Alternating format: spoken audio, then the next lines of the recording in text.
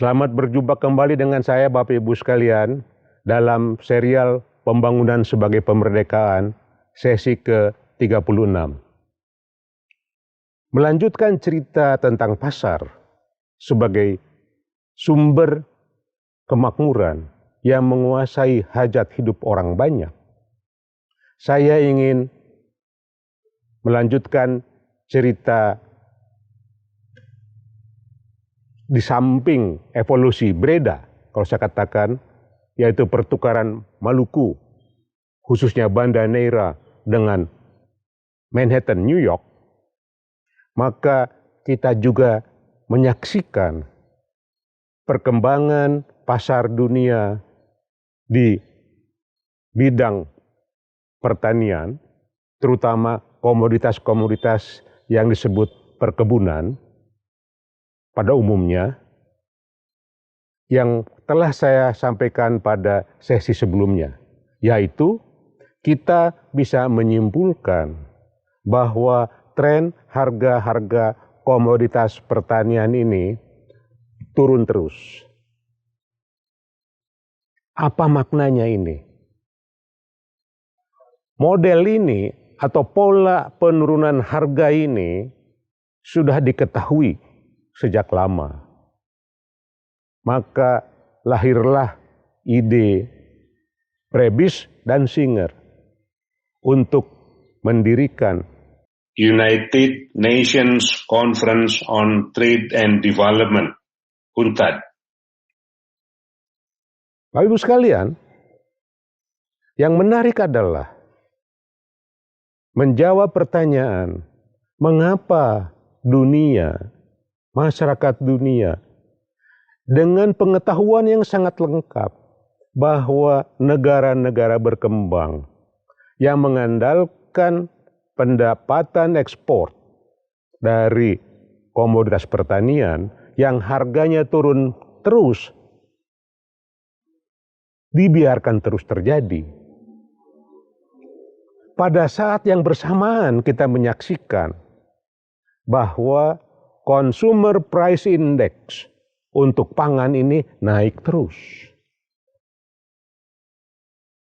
Di satu pihak petani menghadapi pasar komoditas pertanian yang terus menurun.